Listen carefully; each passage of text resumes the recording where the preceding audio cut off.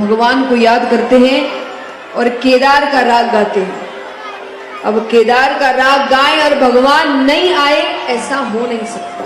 ये भगवान का वचन दिया था भगवान ने कि आप जब भी केदार का राग गाओगे मैं हर काम छोड़कर आ जाऊंगा।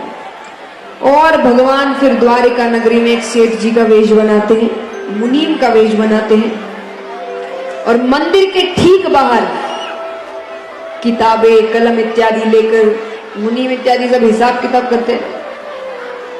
आजकल अकाउंटेंट इत्यादि होते ना, आपको पहले मुनीम थे, वो हिसाब किताब करते थे। तो कलम इत्यादि सब लेकर मंदिर के ठीक बाहर भगवान बैठ जाते हैं। अब वो दोनों सेठों ने सोचा कि कहीं तो मिल नहीं रही सावल सा सेठ। अब मंदिर में एक बार दर्शन करके वापस जूनागढ़ चलते हैं, फिर जाकर देखते हैं, नरसी से पूछते हैं। वो सब मंदिर गए हुए थे। दोनों सेठ मंदिर से बाहर आते हैं कि ठीक बाहर एक सेठ बैठा हुआ है।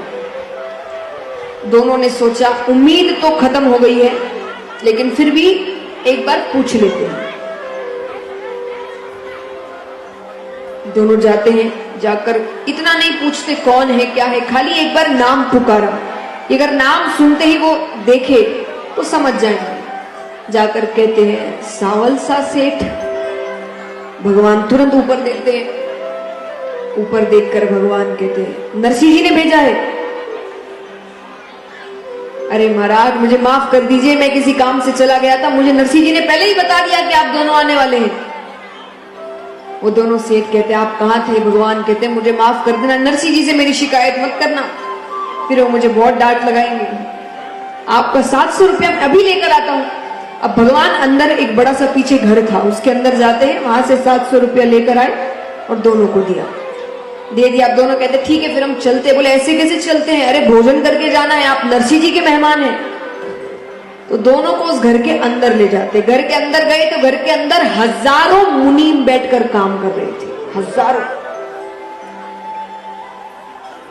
दोनों सेठों ने सोचा कि ये कोई बहुत बड़ा सेठ है सावल सा, इसके नीचे इतने मुनीम काम करते हैं।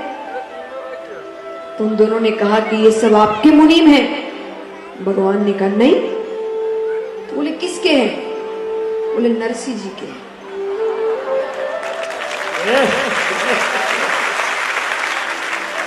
नरसिंह जी के इतने मुनीम? अरे इतने नहीं, इतने ही हैं, बाकी हर शहर में हजारों मुनीम बैठे हुए हैं उनके। अरे बहुत बड़ा काम है उनका, बहुत बड़े सेठ है वो। और ये सब क्या, मैं भी उनका सेवक हूं। वो जो आदेश कर दे मेरा काम वो करना है बस, वो हमारे मालिक है। खूब अच्छे से भोजन इत्यादि करवाकर वो नरसिंह जी के पास दोनों को भेज देते हैं। अब नरसिंह जी यहाँ पर दरवाजे पर ही खड़े हैं कि पता नहीं कब वो दोनों आएंगे, मुझे खूब डांटेंगे, भला बुरा कहेंगे।